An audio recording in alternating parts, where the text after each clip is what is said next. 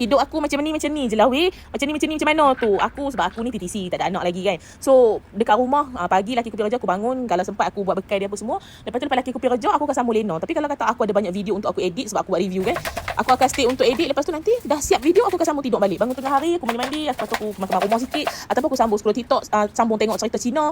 Lepas tu aku nak pergi mana ke apa ke, tengoklah. Tapi selalunya jarang lah aku keluar. Kalau aku keluar, aku paling-paling aku pergi kedai RM2 dekat rumah aku je. Aku untung satu lah, aku boleh buat kereta sendiri. Lepas tu laki aku dia tak kontrol aku nak pergi mana pun. Nak pergi shopping mall ke, nak pergi mana, nak pergi mana-mana pun lah, dia tak pernah halang.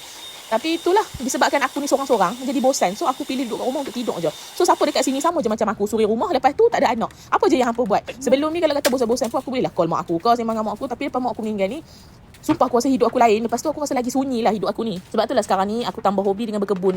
Buat kebun mini dekat depan rumah tu, tanam apa yang patut. Lepas tu tengoklah macam mana aku penuhkan hari-hari aku dengan masak ke apa. Laki aku balik kerja pun aku buat minum petang.